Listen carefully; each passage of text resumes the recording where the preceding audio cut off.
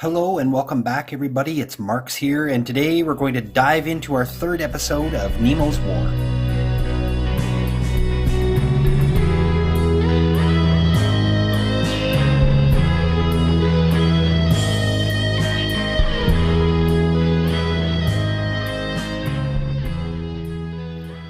Hello, so welcome to episode 3. We just have a few things to chat about and some corrections I gotta make before we carry on with the gameplay.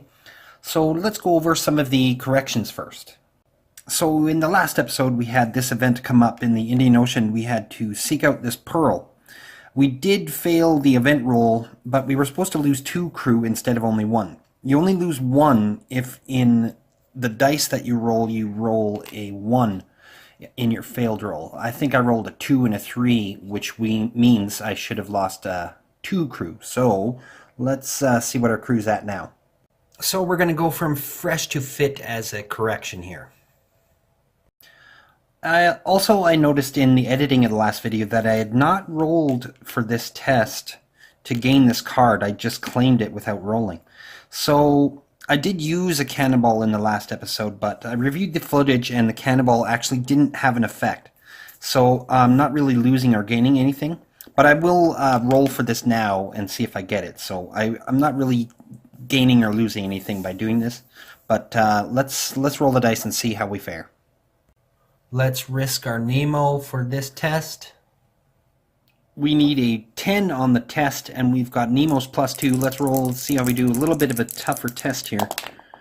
9 + 2, 11. Yes. Okay, so good job. No harm, no foul. We can go ahead and carry on continuing and using this card. Let's get right back into the game. We'll get our first adventure of this episode. Act 2. I was admiring the magnificent aspect of the ocean when Captain Nemo appeared. He did not seem to be aware of my presence, and began a series of astronomical observations. Then, when he had finished, he went and leant on the cage of the watchlight and gazed abstractedly on the ocean. Alright, so here we get to add the dark yellow reinforcement ship group to the ship draw pool, and then we also add black dice to the rolling pool, I guess we'll call it, and so yeah. More placement rolls coming out. I guess the imperialist nations, probably led by Britain, are beefing up their search for the Nautilus. Let's see what we got here. Okay, here we have the Numancia from, I think it's Spain here. We have the Kotetsu from Japan. We have the Borda from, that's France, I'm pretty sure. And then the Buffle, which is I'm going to say Netherlands here, but I'm just guessing. Actually, I'll dig through the bowl and I'll show you the other ship that I was confused about. Someone did comment on it, but I'm going to go with Netherlands for the Buffle. Yes, the Kniaz Pozharsky. Someone had commented that they figured this was a Russian flag, so we're going to go with Russian based on the commenter's comment, and we'll go with that. And alright, let's carry on. Grabbing the next event card. All by electricity. It's a keep card. Excellent. Alright, I get to pull my Nemo accent out again. Professor, my electricity is not everybody's. I owe all to the ocean. It produces electricity, and electricity gives heat, light, motion, and, in a word, life to the Nautilus. Alright, cool. So we get to keep this card anytime. We can add an additional 1d3 action points on our turn. Gravy. And if we don't use it, it's a pass card for the end of the game. Cool, cool, cool. Let's move on to the placement phase here.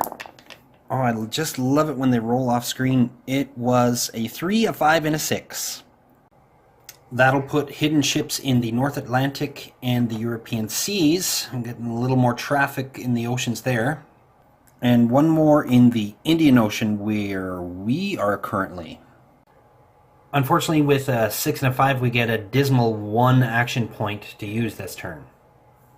Alright, that's pretty pathetic. I think I'm going to go ahead and use this card right away. I guess we'll do a power boost and see if we can gain some more actions. Let's roll, see how many we get here. Only 1, come on. Oh well, 1 is better than none. Still not a lot. I'd like having more. I've got some more tokens I could use to gain some action points as well as some characters, but like I said, I think I'm going to start playing a little more conservative and try and save up as much as I can for the final act, and hopefully save ourselves in the long run just to survive. I'm not sure. This playthrough is going a lot different than many of my other playthroughs of this game. I think I'm just rolling really well and getting really lucky. You know, come to think of it, I've got 2 action points and my hull is getting pretty low. I think we should try to do a repair action on the Nautilus and try and gain some hull. So let's go and do that. Okay, that is 2 action points for a repair action. We'll wager our crew. They go to fit. There's still a +2. But we are also going to throw in this treasure token, giving us an additional +3. Total of +5. We're using this treasure to beef up. I guess we found a bunch of steel under the ocean and are now using it to repair the hull. Anyway, let's roll and see what we get here. We get a +5. Alright, not so great, but probably not terrible. 4 + 5 is 9. Okie doke. 9 on the repair table lands us on a regular maintenance, gaining 1 hull only. I really would have liked that gain 2 hull, but not so lucky this time. Nevertheless, our hull goes up 1 level here. Let us dive right into another event here. The Red Sea. The Greek and Latin historians do not speak favorably of the Red Sea. It is, he pretends, a sea subject to fearful hurricanes, strewn with inhospitable islands, and which offers nothing good either on its surface or in its depths. Alright, so this is an instant play card. We can either pass immediately for the 1 discovery value here, or we can take 2 discarded ship tokens and place them in the salvage point boxes.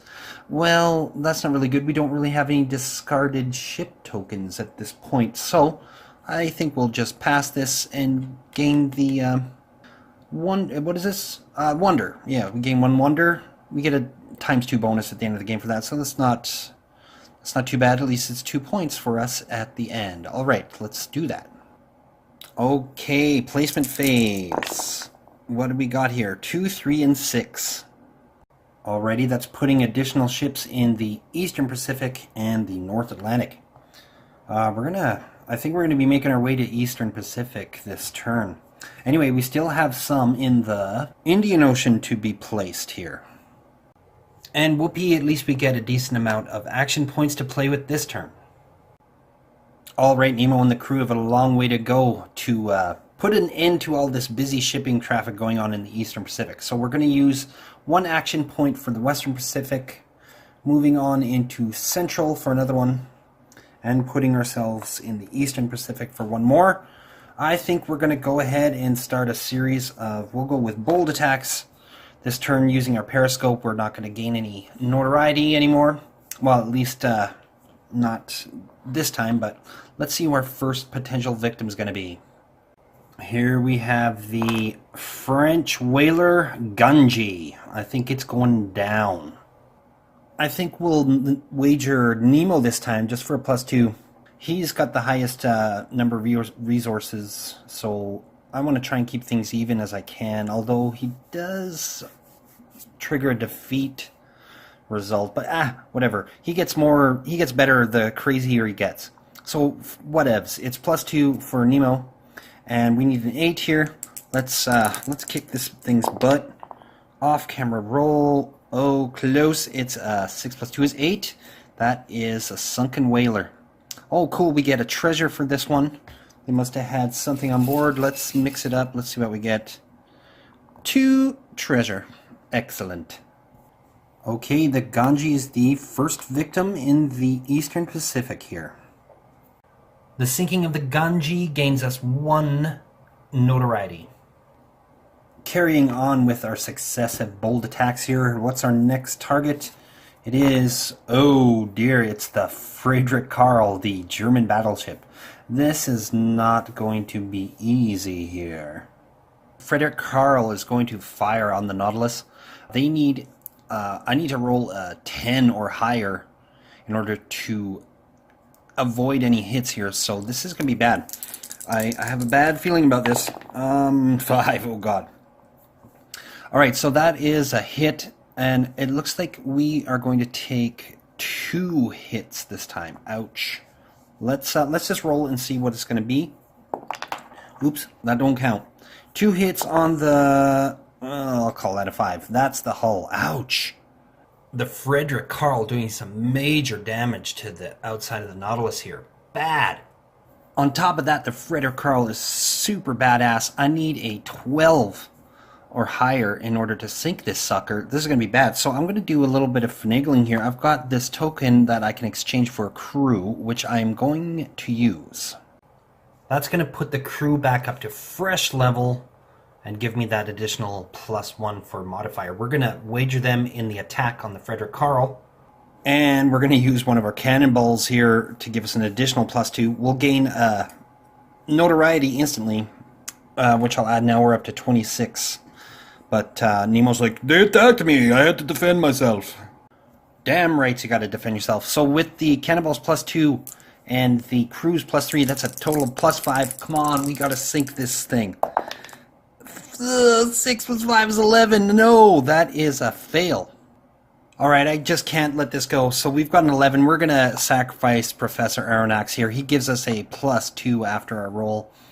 I guess Professor had a inside knowledge of the construction of the Frederick Carl, perhaps. And so as a result, Professor Aronnax has been eliminated, and we gain another notoriety point for that elimination. But at least Frederick Carl goes down in flames, and we gain 2 additional notoriety on that.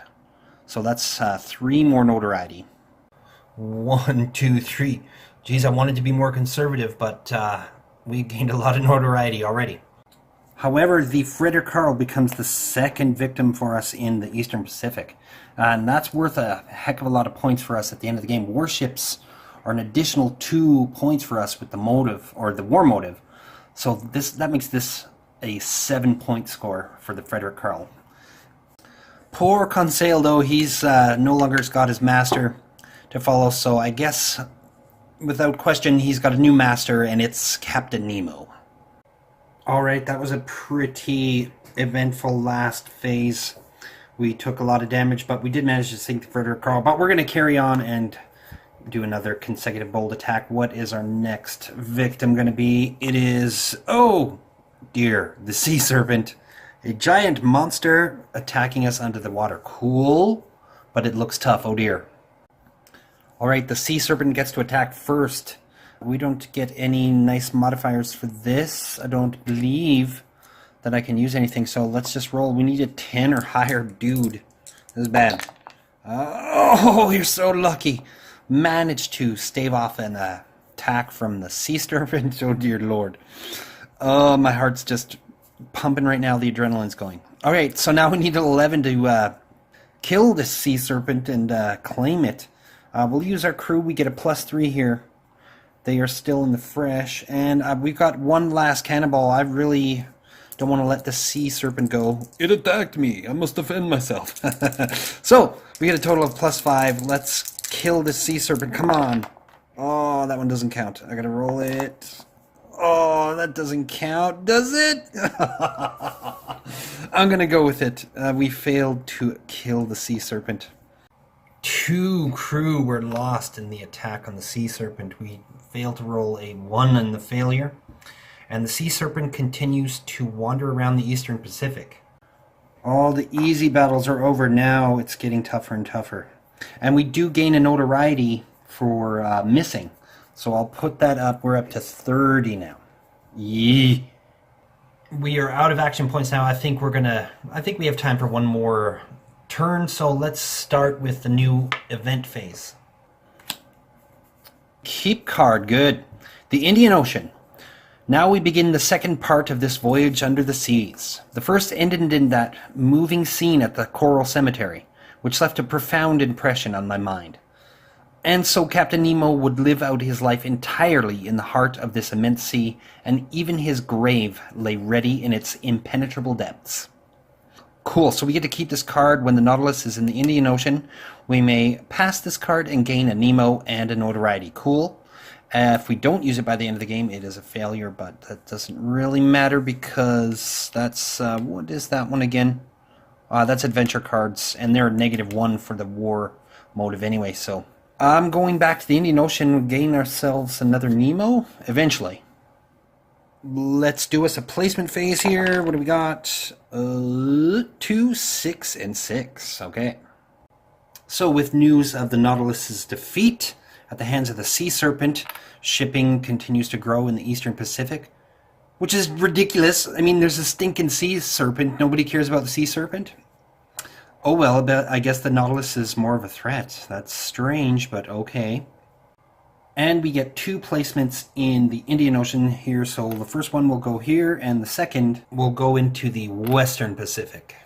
Captain Nemo gains 4 action points this turn. I don't think I can let the Sea Serpent go. It's going to be a tough battle, but I think we have enough resources to make it happen. We did lose 2 crew in the last attack on this thing, but if I go ahead with a stock attack and we sneak up on this sucker, we will get the +1 dice roll modifier, and that'll help us slightly. Plus, we also have Conseil, which gives us a reroll. I could have used that last turn, but I was just too devastated. I didn't think straight. So, but that's a just-in-case thing. So let's go ahead and roll for the Sea Serpent's attack. The Great Sea Serpent of the Eastern Pacific. It gets to do its first attack on us. It needs a 10 or under a 10 in order to hit us. Let's roll, see how it does. Oh, not so lucky this time, and that is 4 hits to the Nautilus. Ouch. Let's see what it hits. This could be devastating, people.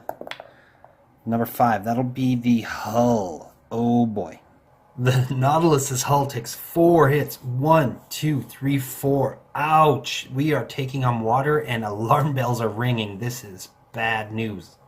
I am super upset at this thing right now. It's kind of like Nemo's white whale here. But we gotta roll and see if we can kill this thing. Let's figure out how we're gonna do that. We still got a rather fit crew, but if we take another hit, this is going to be pretty bad. The Nautilus will be in bad shape. We get a +2, and we got a +1 for our stock attacks, for a total of +3. Now, we could sacrifice our first officer. It'll give us an additional +3 after the roll. We'll see how we roll. And if we roll really bad, we can also sacrifice Conseil here. So we need to roll good here. Come on. +3 total.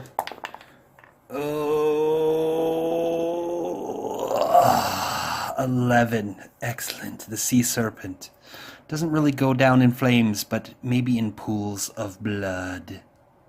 The mighty Sea Serpent becomes our 3rd victim in the Eastern Pacific. The Sea Serpent that nearly destroyed us. It must have coiled itself around our ship, and I mean, one more hit to the hull and we'd all be dead at this point. We're going to have to figure out what we're going to do about this. We even lost a couple crew to this thing in our initial attack, so I'm going to have to think about what I want to do next. Whether I want to continue with my stock attacks, get some more consecutive attacks in, or what. I don't know. I got to think for a minute. Well, I guess I didn't have to think too hard. We got to have some emergency repairs here. This is too close to us being buried underneath the seas forever. So let's go ahead and we'll spend 2 points. We got 1 left to initiate a repair action. We will use our crew, our fit crew here for a +2, and also we'll sacrifice another treasure for an additional +2, giving us a total of +4. And here we go. 4 + 4 is an 8. Let's just consult the repair chart here. That's an expensive result. We're going to gain a hull but lose a treasure, but it's a red result as well. We'll also lose our wagered crew.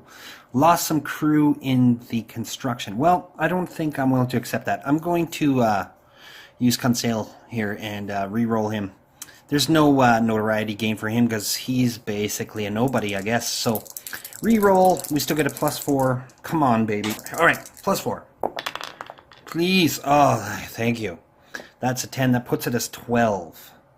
It actually put us at more than 12. It put us at 14. But 12 is the highest result. And for that, it's repair teams gain 2 hull. I don't think I was willing to accept any other result than that.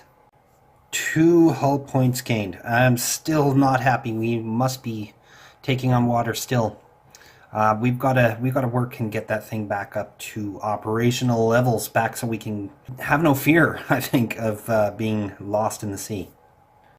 We've got 1 action point left. I think we're going to do a search action, see what we can find, if anything. At this point, I think we need all the help we can get. Maybe we can pull out a decent treasure that'll help us out. So let's go to the tray and see how we roll. This is how we roll. Okay, so the crew will have a +2. We'll wager them. And I can't really do anything for an additional modifier. Maybe I'm looking more and more at this first officer, but this is a search action. I don't think it's that critical. Let's roll. We get a +2. That is a 7. +2 is a 9er. Alright, a 9 on the search table gives us a success. Collect 1 treasure. Let's mix it up and see what we get here. It is... oh no, deep sea vents. Well, we discovered something, yay. But that doesn't exactly help us with our leaky hull, does it? Okay, people, I think we're going to sign off here with the Nautilus licking its wounds in the Eastern Pacific.